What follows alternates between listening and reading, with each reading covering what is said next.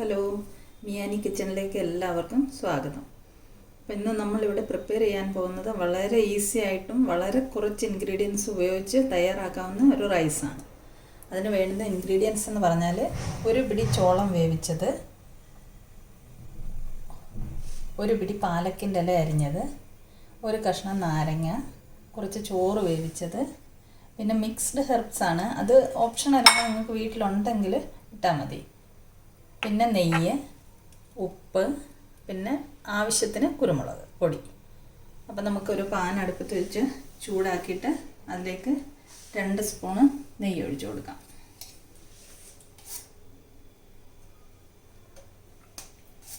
നെയ്യില്ലെങ്കിൽ നിങ്ങൾക്ക് എണ്ണയായാലും ഉപയോഗിക്കാം കേട്ടോ. നെയ്യ് തന്നെ വേണമെന്നൊന്നുമില്ല, നിർബന്ധമില്ല. എണ്ണയോ ബട്ടറോ എന്തായാലും ഉപയോഗിക്കാം. അപ്പം നെയ്യൊന്ന് ഉരുകി വരട്ടെ. അപ്പം നമ്മുടെ നെയ്യ് ചൂടായി വരുമ്പോൾ നമുക്കതിലേക്ക് വേവിച്ച് വെച്ചേക്കുന്ന ഒരു പിടി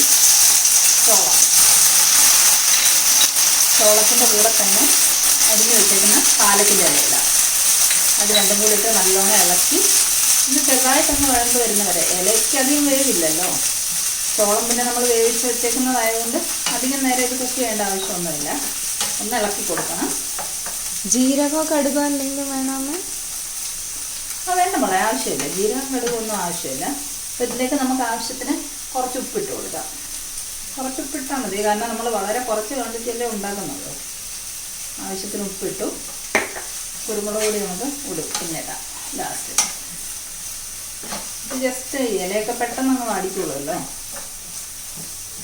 തളിരിലയായിരുന്നു, മൂത്തലയാണെങ്കിൽ കുഴപ്പമില്ല. അപ്പം എനിക്ക് കിട്ടിയ തളിരില ആയതുകൊണ്ട് അത് ഞാനിട്ടു. ഇത് ഓൾറെഡി ചോളമൊക്കെ നമ്മൾ ഓൾറെഡി വേവിച്ചതാണല്ലോ, അപ്പോൾ പിന്നെ അധികം നേരമായിട്ട് വഴറ്റേണ്ട ആവശ്യമില്ല. ഇതിപ്പോൾ ഓൾറെഡി ആയിക്കഴിഞ്ഞു. ഇതിലേക്ക് നമുക്ക് കുറച്ച് കുരുമുളക് പൊടി ഇടാം. ഒരു 1/4 ടീസ്പൂൺ അത്ര മതി. പെപ്സ് നമുക്ക് ലാസ്റ്റ് ഇടാം. അപ്പോൾ ഇത് തയ്യാറായി കഴിഞ്ഞ് നമ്മൾ വേവിച്ച് വെച്ചായതുകൊണ്ട് ഇത്രയൊക്കെ ചെയ്താൽ മതി.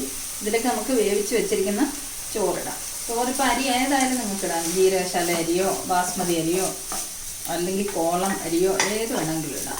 ഇന്ന് അരി വേണമെന്നൊന്നുമില്ല. നിങ്ങൾക്ക് ഏതാ വീട്ടിൽ അവൈലബിൾ ഉള്ളതെന്ന് വെച്ചാൽ അതിടാം. എന്നിട്ട് ഇതെല്ലാം കൂടെ ഒന്ന് മിക്സ് ചെയ്ത് കൊടുക്കണം.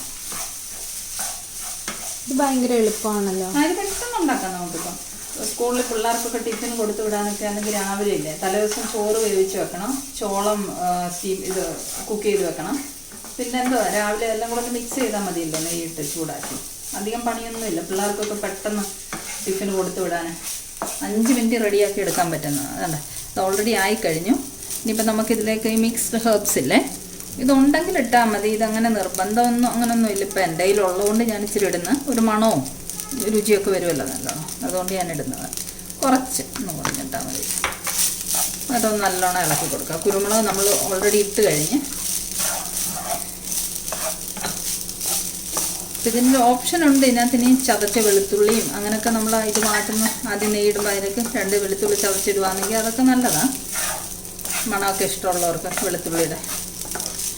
അപ്പോൾ ഇത് ഓൾറെഡി തയ്യാറായി കഴിഞ്ഞ് ഇതിനകത്ത് നമുക്ക് മുകളിൽ കുറച്ച് കുരുമുളക് പൊടിയും കൂടി ഇടാം. കാരണം നമ്മൾ വേറെ എരിവൊന്നും ഇതിൽ ചേർക്കുന്നില്ലല്ലോ. ഒരു 1/4 ടീസ്പൂൺ കുരുമുളക് പൊടിയും കൂടെ ഇട്ടാൽ ഒരു മണവും കുറച്ചൊരു എരിവും ഒക്കെ കാണും.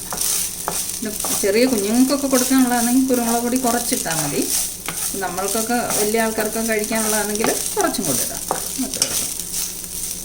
പച്ചമുളക് ഇടാമോ? പച്ചമുളകും ഇടാം. എരിവ് വേണമെന്നുള്ളവർക്കാണെങ്കിൽ നമ്മൾ നെയ്ക്കകത്ത് ഇല ഇതൊക്കെ വാട്ടുമ്പോൾ പച്ചമുളക് ഇടാം. 1-2 പച്ചമുളക് കീറി ഇടാം, അതും കുഴപ്പമില്ല. അപ്പം ഇത് തയ്യാറായി കഴിഞ്ഞ് ഇനി നമുക്ക് ഫൈനലി ചെയ്യാനുള്ളതെന്ന് പറഞ്ഞാൽ കുറച്ച് നാരങ്ങ നീര് ഇതിൻ്റെ മുകളിൽ പിഴിഞ്ഞൊഴിക്കാം. അപ്പോൾ ഇതിൻ്റെ കുരു വീഴാതിരിക്കാൻ വേണ്ടി ഞാൻ കൈ പിടിച്ച പിഴിയുന്നത്. കുറച്ച് മതി കേട്ടോ, കുറച്ച്, വളരെ കുറച്ച്. കാരണം നമ്മൾ ചോറ് ഇത് കുറച്ചല്ലേ ഉള്ളൂ ക്വാണ്ടിറ്റി. നാരങ്ങാനീര് ഒഴിക്കുന്നത് ഓപ്ഷനല്ല കേട്ടോ, ആവശ്യം ഇഷ്ടമുള്ളവർക്ക് മാത്രം ഒഴിച്ചാൽ മതി. എല്ലാവർക്കും ഇപ്പം നാരങ്ങാനീരിൻ്റെ പുളിയൊന്നും ഇഷ്ടപ്പെടണമെന്നില്ലല്ലോ. ഇത് കണ്ടോ, ഇത് തയ്യാറായി കഴിഞ്ഞു. ഇത്രയേ ഉള്ളൂ പണി. 5 മിനിറ്റത്തെ പണിയേ ഉള്ളൂ.